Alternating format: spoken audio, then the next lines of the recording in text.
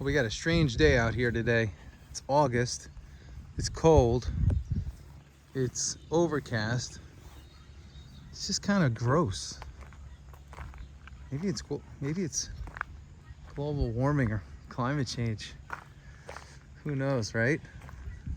Just kidding. Anyway, we got a nice day out here today for the cows. They like it because it's not too hot. And on a positive note, we like it because rain makes the grass grow. So we're happy about that. Get this grass growing a little bit more. We're still cycling the cattle around. We are managing the pasture well so far. Separating these pastures has definitely been amazingly helpful. So we can control what the cattle graze, how much they graze, and where they graze. So it's been really good. These little pigs, they love the rain too because there's a lot more to eat. It's like the worms come up and they could start digging and, you know, exploring. This is again our newest class of pigs that we put out. So they're just getting comfortable digging at the ground and doing what they do. So running everything out. But yeah, and you can also see those streaks of brown. You know, that's not dirt in the pasture. We actually have been unrolling the hay bales there. So it's been going good. They the cows are responding, they're growing. They're holding weight, which is awesome. And at the same time, we're putting good carbon back onto the land. So we'll find that, like, you know, where we put this hay and where we unroll the hay, we'll start to see some better growth here. Either probably not later this year, but I'd probably say at the start of next season, we'll reap the benefits of it. We could also see just some of what's sprouted out there. I know it may be a little bit hard to see, that we have to either go out there and cut or, you know, sort of mob graze in certain areas to knock out some of that brush that's showing itself. But you know, for the most part, the cows have cleaned the pasture really good. They eat all the good stuff. They haven't taken it down too low, which we're really happy about. And yeah, so far so good. It's been a good season. What started out as a little bit of a nerve-wracking season, but so far so good. We're really excited about it. And here comes more rain. So the last 2 days, they've been somewhat rainy, but again, it's a part of it. We love summer just as much as everyone else because we know what's on the other side of summer is fall, and what's on the other side of that is some cold weather. But ultimately, we're just doing our best here to manage everything that we have in front of us, and everything's going good so far. And you know, we just had some customers come up to the house and to the farm, and you know, one thing I gotta say that makes us really happy is when customers, they come to the house and they take a lot of pride in you know, knowing where their food comes from and how their food is sourced and where it's sourced from. And you know, for us, we take a lot of pride in knowing that our food is going to these people's tables. Like everything that comes off our farm, I mean, people are consuming for their family. How cool is that? To know that you have that responsibility of doing things the right way, so that you can feed people and you can make meat great again and make our country great again through feeding people good food and not this feedlot crap that's out there.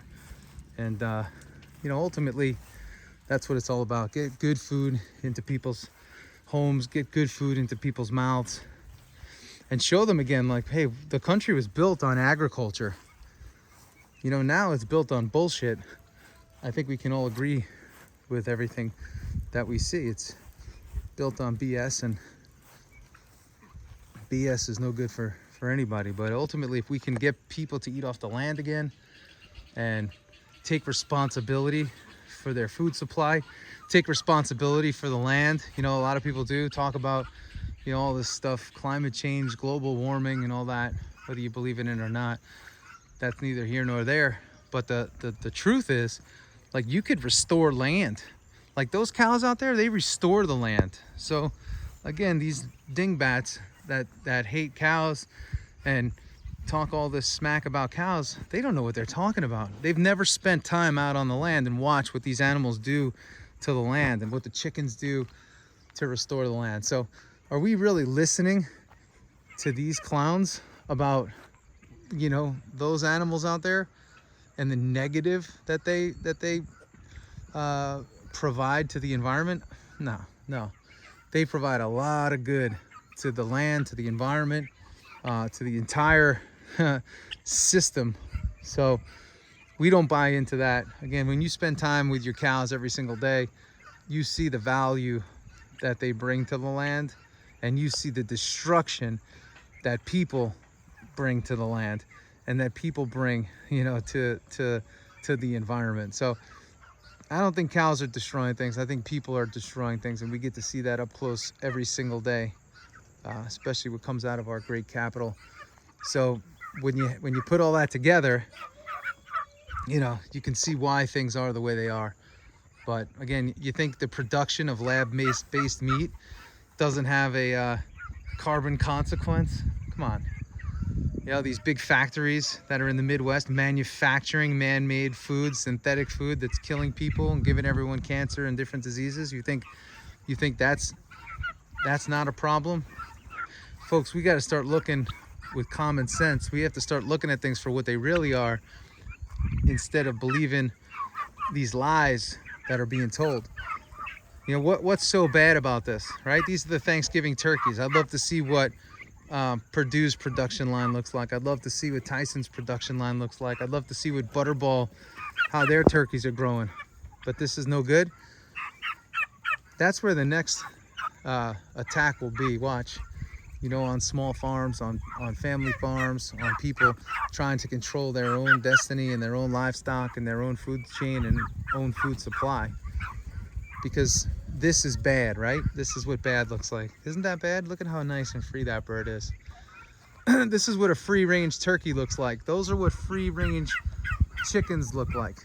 So, you know, there's a lot of lies out there, folks. A lot of lies out there. People are lying to us and we're believing it. I know this sounds a little bit harsh today, but sometimes we have to talk with a little bit of reality, since oftentimes our reality is masked. But listen, at the end of the day, animals restore land. This is their land, and it's amazing, you know, how they fix it, right? These little suckers pecking at the land, crapping all over the land, the chickens doing their thing, bringing health to the land.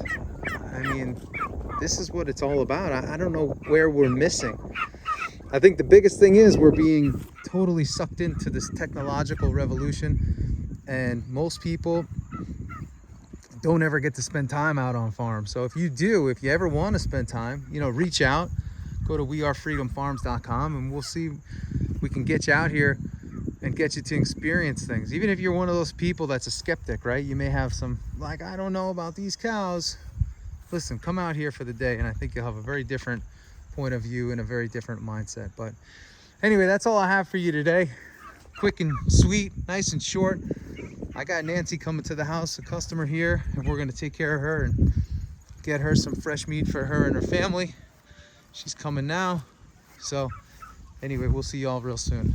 If you like the tone, if you like the vibe, if you like what we're putting out there, give us a thumbs up, give us a like, give us a subscribe, and we will always talk truth and always keep it real. See ya.